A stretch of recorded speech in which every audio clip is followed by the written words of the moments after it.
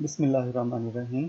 عزیز طلباء، government post graduate college satellite town Rawalpindi کی طرف سے آپ کی درسی کتاب اردو لازمی کی تدریس کے لیے میں آپ کا معلم عدنان بشیر آپ سے مخاطب ہوں۔ حصہ غزلیات کی تیسری غزل شیخ غلام حمدانی موسفی کی، جس کا مصرع اولی ہے: دنیا میں جب تلک کہ میں اندوہگیں رہا، غم دل سے اور دل سے میرے غم کریں رہا۔ یہ غزل ہماری درسی کتاب اردو لازمی کے صفحہ 120 پر موجود ہے۔ اس غزل کے مطلع سے ہم آغاز کرنا چاہیں گے، لیکن اس سے پہلے شیخ غلام حمدانی موسفی کا تعارف۔ آپ دیکھیے، شیخ غلام حمدانی موسفی کی تاریخ پیدائش میں ہمیں فرق ملتا ہے۔ کچھ جگہ پر ان کی تاریخ پیدائش 1948 درج ہے، اور کچھ جگہ پر جیسے ہماری درسی کتاب میں ان کی تاریخ پیدائش 1751 درج ہے۔ تو شیخ غلام حمدانی موسفی اردو زبان کے کلاسیکی اور عہد قدیم کے شاعر ہیں۔ ان کی شاعری کا جائزہ لیا جائے تو معلوم ہوتا ہے کہ ان کا شعری مزاج دہلی میں صورت پذیر ہوا، لیکن لکھنؤ کے ماحول، دربارداری کے تقاضوں اور سب سے بڑھ کر انشا سے مقابلوں نے انہیں لکھنوی طرز اپنانے پر مجبور کیا۔ ان کا کلام کسی بھی بڑے شاعر سے کم نہیں۔ اگر جذبات کی ترجمانی میں میر تک پہنچ جاتے ہیں تو جرأت اور انشا کے مخصوص میدان میں بھی پیچھے نہیں رہتے۔ یوں دہلویت اور لکھنویت کے امتزاج نے شاعری میں بیک وقت شیرینی اور نمکینی پیدا کر دی ہے۔ ایک طرف حسن و عشق کا صحت مندانہ شعور ہے تو دوسری طرف تصوف اور اخلاقی مضامین بھی مل جاتے ہیں۔ ان کے چند مشہور اشعار دیکھیے: لوگ کہتے ہیں محبت میں اثر ہوتا ہے، کون سے شہر میں ہوتا ہے، کدھر ہوتا ہے۔ بال اپنے بڑھاتے ہیں کس واسطے دیوانے، بال اپنے بڑھاتے ہیں کس واسطے دیوانے، کیا شہر محبت میں حجام نہیں ہوتا۔ حیراں ہوں اس قدر کہ شب وصل بھی مجھے تو سامنے ہے اور تیرا انتظار ہے۔ عید اب کے بھی گئی یوں ہی کسی نے نہ کہا، کہ تیرے یار کو ہم تجھ سے ملا دیتے ہیں۔ آنکھوں کو پھوڑ ڈالوں یا دل کو توڑ ڈالوں، یا عشق کی پکڑ کر گردن مروڑ ڈالوں۔ آئیے غزل کی طرف۔ مطلع ہے: دنیا میں جب تلک کہ میں اندوہگیں رہا، غم دل سے اور دل سے میرے غم کریں رہا۔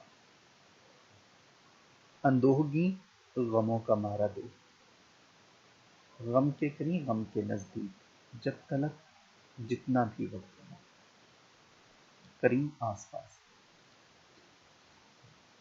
رنج اور غم اس دنیا کی ایک ایسی حقیقت ہے جس سے نہ تو انکار کیا جا سکتا ہے اور نہ اس سے بچا جا سکتا ہے۔ دراصل اس دنیا کا حسن اس کے تضادات کی وجہ سے ہی ہے۔ روشنی کے مقابلے پر تاریکی، ہنسی کے مقابل رونا، خوشی کے مقابل غم۔ الغرض ہر چیز کی اہمیت اسی کے متضاد چیز سے ہی ہے۔ ہر چیز کی اہمیت اسی کی متضاد چیز سے ہی ہے۔ اگر غم نہ ہوتا تو ہم خوشی اور مسرت کا احساس و ادراک نہ کر سکتے۔ جس طرح روشنی اور اجالے کی اہمیت تاریکی اور اندھیرے سے ہے، اسی طرح مسرت و راحت اور خوشی کی قدر غم و علم اور رنج کی وجہ سے ہے۔ وہ طبیعتیں جو فطری طور پر غم پسند ہوتی ہیں، وہ غم کا احساس زیادہ کرتی ہیں۔ اس شعر میں موسفی کچھ ایسی ہی کیفیت سے دوچار نظر آتے ہیں۔ فرماتے ہیں کہ میں جب تک دنیا میں غمزدہ اور غمگین رہا، میرا دل غم کے اور غم میرے دل کے قریب قریب رہا۔ دوسرا شعر دیکھیے: رونے سے کام بس کہ شبِ ہم نشیں رہا، آنکھوں پہ کھینچتا میں سر آستین رہا۔ شب رات، ہم نشیں ساتھ بیٹھنے والا دوست، سر آستین آستین کا کونا۔ رونا انسانی فطرت ہے۔ آنکھوں میں آنسو یوں ہی بلا وجہ اور بغیر کسی سبب کے نہیں آتے۔ یوں بلا سبب رونے کی کوشش اگر کی بھی جائے تو بھی اس میں کامیابی نہیں ہوتی۔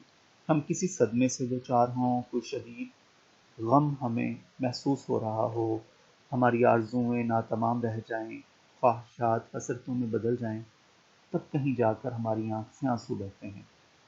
غم کی شدت اور نوعیت اس اشک باری کی شدت اور مدت کا تعین کرتی ہے۔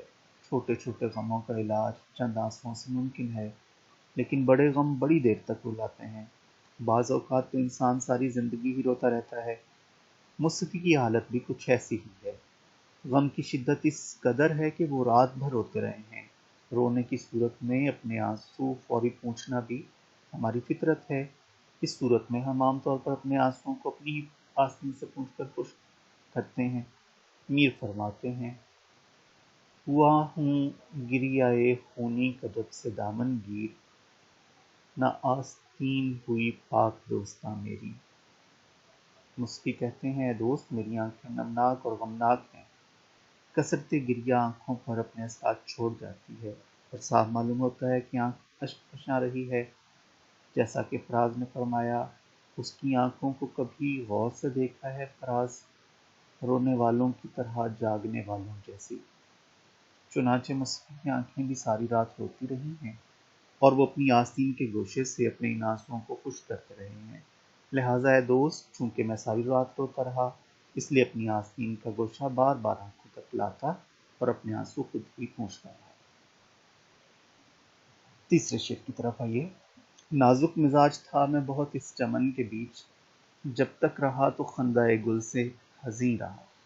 چمن، باغ، نازک مزاج جو کسی معمولی سی بات کو بھی برداشت نہ کر سکے، خندہ گل، پھول کی ہنسی، پھول کا کھلنا، حزین، غمزدہ، یعنی اس شعر کا معنی ہوا، میں اس باغ میں بہت ہی نازک مزاج تھا، جب تک میں رہا تو میں پھولوں کے کھلنے سے بھی غمزدہ ہو جاتا تھا۔ نازک مزاجی ایک انسانی صفت ہے، محبوب میں ہو تو یہ محبوبیت کی شان کہلاتی ہے، کسی دوسرے میں ہو تو بد مزاجی کا نام پاتی ہے۔ اس طبیعت کے انسان ذرا ذرا سی باتوں پر رنجیدہ اور غمزدہ ہو جاتے ہیں۔ عام طور پر شعراء حضرات خود کو نازک مزاج کہتے ہیں۔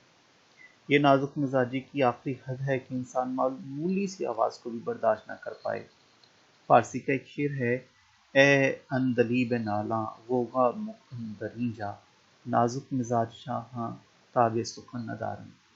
اے شور کرتی بلبل، یہاں نغمہ سرائی مت کر، کیونکہ بادشاہوں جیسی نازک طبیعت والے شاعر لوگ تیرے گیتوں کی تاب نہیں لا سکتے۔